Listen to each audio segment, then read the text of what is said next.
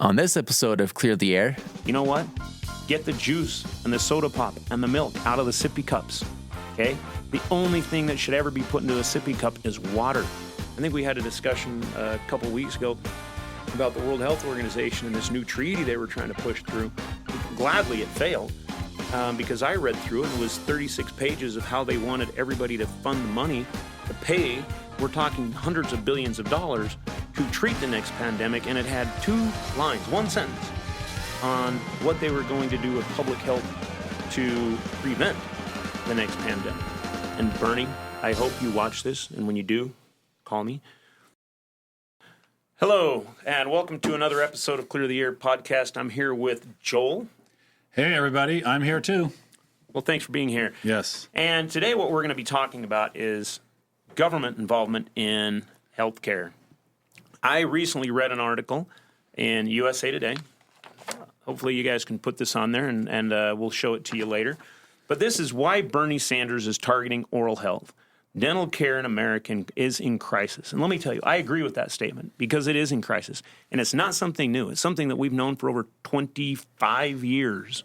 Okay, a quarter of a century, dental care in America has been in crisis. We haven't done crap about it. Okay? I was going to use the S word, but I refrained. I'm keeping it clean. Thank you. In 2000, there was actually a paper written by the Surgeon General, I believe it was Sanger, if I'm right, but it was a long report. And it actually talked about how the incidence of caries in the United States and the incidence of positive health outcomes from oral care was actually declining. And it goes through in pages and pages and talks about smoking. It talks about drug use. It talks about all kinds of things. The one thing that it really didn't, go into detail about was sugar. It didn't talk about sugar, which everybody knows is the number one cause of tooth decay. So before we really get in and dive into some of this, I really want to explain the process of tooth decay and how that is, because there's other diseases, there's periodontal disease and all these other things, but a lot of them, most of them actually, they all have similar genesis. They all come from the similar things. And really what you have is you have three things you have that you have to have for tooth decay. You have to have bacteria, which is going to be usually strep mutans. And then you have time. And then over here, you have cavities. You have to have all of these together to create caries, because that is where the decay, this is where it happens. You have to have bacteria. They have to have carbohydrates to eat. And because the bacteria, the strep mutans, they eat carbohydrates. They eat sugar, 6 carbon sugars, and they break those down. And the process of them breaking that down, they excrete acid, and that acid is what lowers the pH in your mouth and dissolves the enamel of your teeth. And you need time for that to happen. It just doesn't happen in, one day. It's not like a knife or a paper cutting into you. Yeah, it takes time. And one of the other things that they put in here and they talk about is you actually need a tooth. So That would help. But this is really a diagram of tooth decay. That's how they teach it in dental schools and in the dental hygiene schools. So I thought I'd start with that. And we have known for decades that public health or that the incidence of tooth decay and the incidence of oral care has been declining. We've known since 2000 that the poor oral health status in the United States is leading to more significant systemic illnesses. We know there's a plethora of systemic illnesses that can all be traced back, or they have roots in oral diseases. We're not saying it's causing it, but there is a correlation which would suggest that there's something in there that could be looked at. But we know that obesity, people that have poor oral health, are usually more obese. They have higher incidence of diabetes, Alzheimer's, heart disease, all of these other things. And I think I've described these in some of the other podcasts. You can go in and look at them. But what I want to talk about is Bernie and his wanting to do good, and how him wanting to do good is really just driving the problem and making it more expensive and worse. Because what he says today, and this is a USA Today report, paper that I read. Hopefully they're all good with it. It's on the paper right there. And Bernie, he just looks like a happy camper in that picture. But This says that in May, the Vermont Independent introduced the Comprehensive Dental Care Reform Act of 2024, a bill to expand dental coverage through Medicare, Medicaid, and the Veterans Administration, which all sounds good. Okay? And then it goes down here and it says, the Senate Committee on Health, Education, Labor, and Pensions you chair recently held a hearing on dental care in the United States. Why are you highlighting this topic? And Bernie says, the first thing that we are trying to do is make it clear to the American people that dental care in America is in crisis. Well, Bernie, you're only 25 years late. Millions of people can't afford insurance, but I think that is not the same consciousness with regard to dental care. And that's what this hearing was about. And the reality is that dental care in America is extremely expensive. Many dentists do not accept Medicaid reimbursements, et cetera. You know what's not expensive? $25 a year of chewing gum. Chewing gum, yes. Okay? USA Today then asks, how was lack of dental care access affecting vulnerable populations? The result is that 40% of kids in America have tooth decay by the time they reach kindergarten. Okay? That's a pretty high number. You know what? Get the juice and the soda pop and the milk out of the sippy cups. Okay? The only thing that should ever be put into a sippy cup is water. And the reason why, this is a dentist, a pediatric dentist explained this to me, and it makes so much sense. I just can't understand why the dental professions aren't educating people. Because if you put sugar or milk or soda or anything except water in a sippy cup, that all has sugar in it. And the kids, they set down the sippy cup, they run around, they play, they come back and they drink. They go around and play, they come back and drink. And it just keeps it there, and you just keep assaulting your teeth over and over and over and over. And that's why they have tooth decay. You put water in that, you're washing that out. The kids are still going to come back and drink it. Yeah, we all like sugary water better than we like water. But you're the adult, you know. So you're nailing two of those at least. The time, as you keep on repeating the introduction of that, and the carbohydrates. And everybody has strep. And strep so is always you already there. have that. Yeah. You get it from your parents. You get all three of them. Correct. And so that is something that we need to do. And what Bernie is suggesting, while it sounds good, isn't something that is going to solve the problem.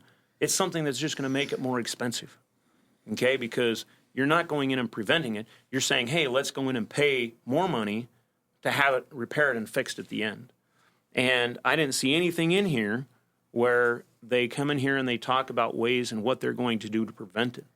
I mean, I would love to see that. I think, I think we had a discussion a couple weeks ago about the World Health Organization and this new treaty they were trying to push through.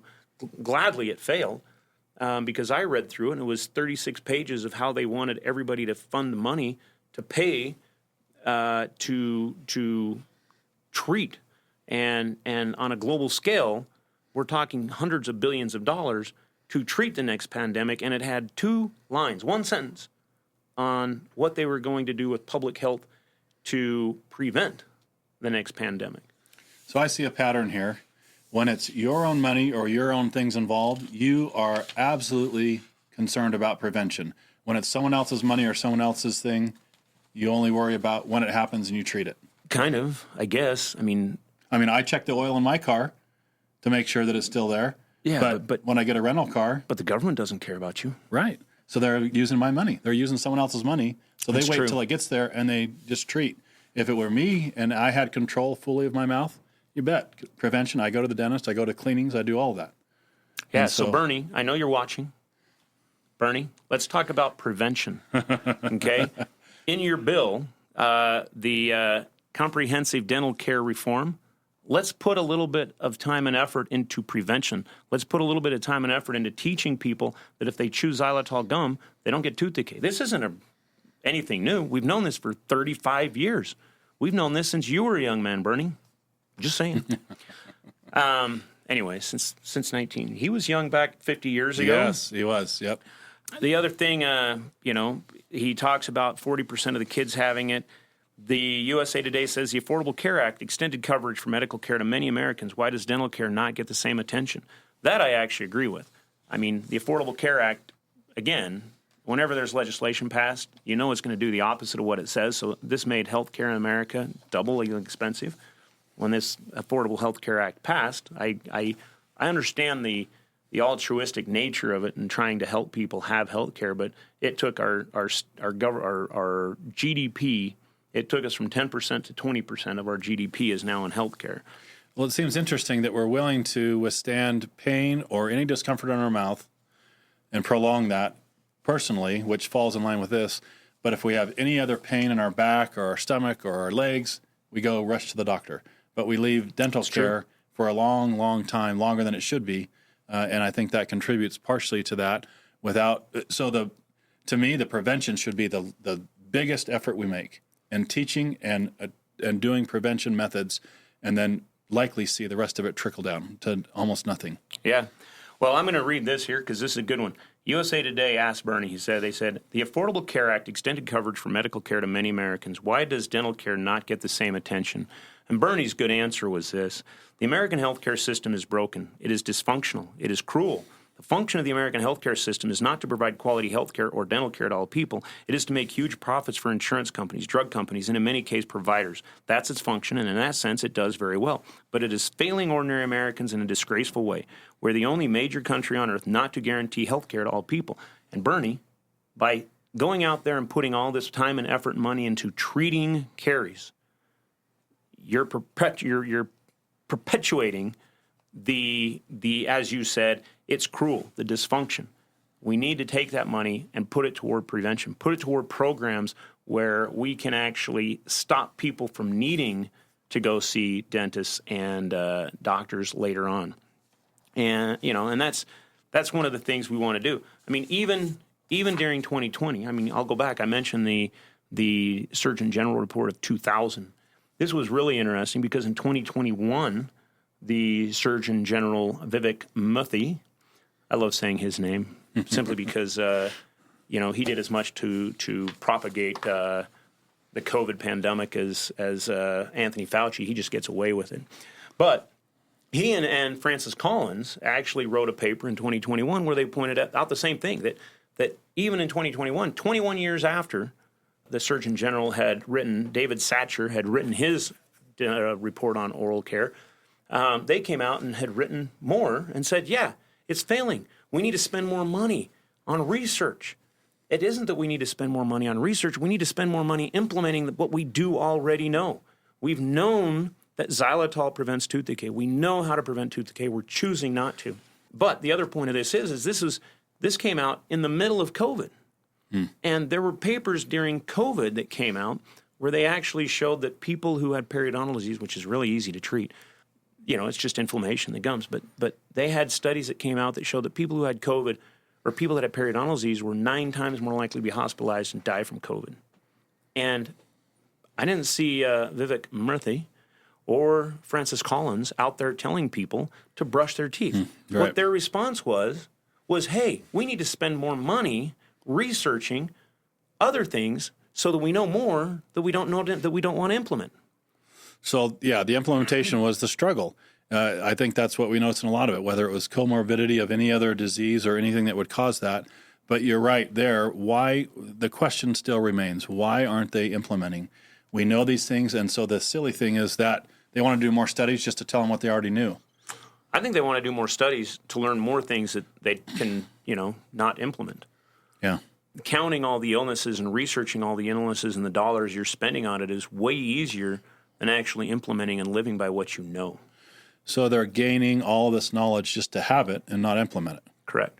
And in many cases, coming back full circle, when companies try to share that data, like us, the government sues you for sharing that published data. That's really the way it works. But hopefully when they put this podcast up, they'll put up links to some of these papers, because some of these papers are really, truly eye-opening as to how dysfunctional, not just healthcare, but extremely dysfunctional public health agencies are in the United States.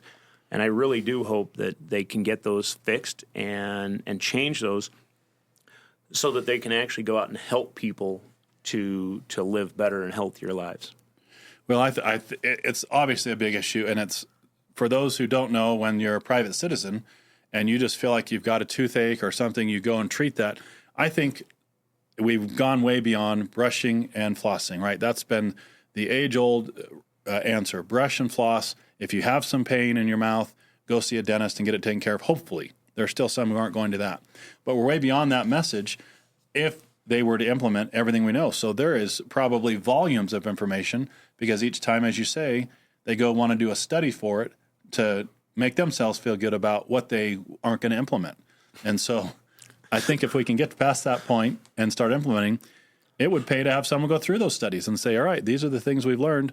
How come we're not doing this? Let's start implementing these. And it isn't even a money issue. I mean, if they're still going to spend money on it, like was said, move it to the front side as your diagram in the last podcast. I think if they could spend even half, if the NIH took half of the money that it was spending on research, I mean, who really needs to know how many tsetse flies it takes to bite a beagle before it dies? Do we really need to know that? That was millions of dollars that we could have actually spent implementing hygiene programs in schools, but yet our government chose to spend our money that we paid in taxes trying to find out how many tsetse flies it takes to bite a beagle before it dies. And in case you don't know what I'm referring to, that was a study that, yes, our government paid for. You can go look it up. But they were paying for flies to bite a dog, and they cut the dog's vocal cords so they didn't bark a lot. And that was a big interesting question, but that is a true thing. Since we paid for it, they should be sharing that information with all of us. I know. That way I can make sure that my dogs don't get bitten by that many flies. That's right. Yeah. I don't have dogs. I like dogs, but I travel too much. And no one to watch the dogs. I didn't want to make them die of loneliness when I was always gone. Yeah. So anyway. You should do a study about that. I'm good. The way our government funds studies, I can't afford to do a study. The studies really have to be done by the government. We can do studies. It's just we have to go outside the country to get them done because here in the U.S. the cost of them has been driven up so much. Too much red tape. It's ridiculous. So how does this whole picture work? If the government's still running public health care, what would you do as a private business owner? How do we go around? How do we get through? I mean, you spend a lot of time in D.C. You're with a lot of legislators. You're doing a lot of that. Is there anything you can think of that we can start educating the public? How do we get them to make this happen? I think there's a lot of, and Bernie, I hope you watch this, and when you do, call me. But I think there's a big issue because a lot of government agencies will actually go after companies for trying to share this data because the definition of a drug and a supplement or a hygiene product, it isn't that it's here's a drug and here's a hygiene product and here's a supplement and here's a nutritional product. It's blurry lines all the way across there. I mean, if you go way out here and say, okay, we're using chemotherapy, well, that's obviously a drug. That's way over there. But if you're sitting here and using turmeric, turmeric could be considered a drug because it's anti-inflammatory. It has other things, but it's also considered a supplement. Hygiene tools, by the very nature of them, are in that gray area because the definition of a hygiene product is, it's an action of cleanliness or, soap or, something you're using to improve cleanliness, to improve a health outcome, which by the FDA's definition makes all of your hygiene products drugs, which is kind of ridiculous if you ask me. But they don't fall into the same, OTC or script or, medical devices. They're outside of that. And even outside of that, your soaps and your cosmetics, our nasal spray is considered a cosmetic because it washes. It washes bacteria, it washes viruses, it washes pollutants out of your upper airway. It blocks adhesion, helps them facilitate that cleansing. So they're considered cosmetics. And so but we can't go out and say that washing all this stuff out of your nose is going to help you.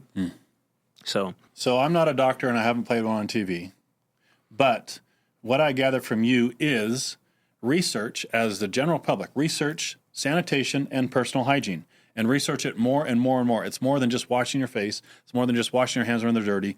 All of the surrounding areas that build up personal hygiene, and you may find it a lot. You've said it before. I agree. There is a place for medicine. There is a place for drugs, pharmaceuticals, all of that. But there is also a big place for hygiene, and that should be front-loaded in all of Correct. our aspect of it. Hygiene should be the biggest thing with sanitation. Hygiene, sanitation, nutrition, exercise. Those are what I believe that public health should only be able to talk about those four things. I don't think they should be able to talk about drugs at all because you're going to get the influence of drugs into that, and it's always easy to crutch back to the easiest thing to do, and it's always easiest to crutch off to a drug and say, just go take a magic pill and be better. I agree. So my last question is it too late to run for a president? Only if I can skip the whole primary process. You know, I think everything that's happening in our politics is a tragedy. You know, I'm an equal opportunity questioner. I'm like, what the heck is going on? But we don't need to get in on that. No. I just like to talk about public health and how we can make public health better. And public health should not be political. Public health shouldn't be driven by whether you're a left or a right, a Democrat, an independent, Republican, or an atheist, or a Muslim or a Christian. Public health is public health. You're human. You're a human. You know, we all understand that you know, hygiene matters. We understand that brushing our teeth helps. We understand that washing our nose helps, that washing our hands, that taking a shower every now and then helps. We've known this for hundreds, if not thousands of years. Okay, thousands. We've known it for thousands. I really am looking forward to Bernie calling me. And until he calls me, we won't bring up his name again. But Bernie, my number, 555-555-5555. No, I'm kidding. Bernie, you know how to get a hold of me. I would love to talk to you and give you some advice on how to make this actually better, how to make the Comprehensive Dental Care Reform and Education Act better, because I want you to educate, because that's important, making sure that these people have equal access to prevention, not just treatment. And unless you have something else to add? Well, I think the final note for me is the 4 pillars you mentioned in every aspect of your healthcare: oral, physical health, mental health, hygiene, sanitation, exercise, and nutrition. Maybe Correct. in different, that's the order, but that's the 4 things. So before you go somewhere next, figure those things out.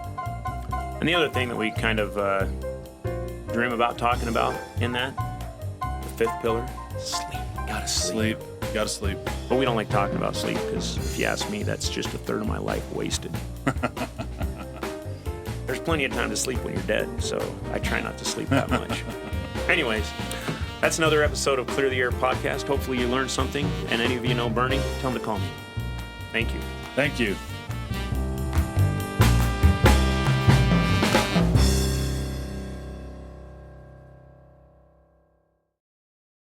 This episode was hosted by Nathan Jones, co-hosted by Joel Melton, produced by David Monk.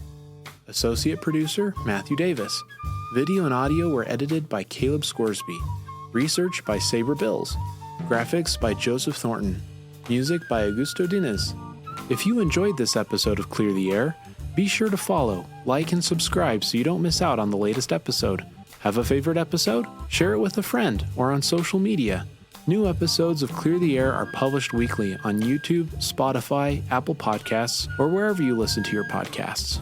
Thanks for listening. We'll catch you next time. I thought you were drawing a Venn diagram I am. because you love Venn diagrams. I know I love diagrams. I love graphs. And then over here, how did I get that to blue? I thought that was purple. And then over here, you have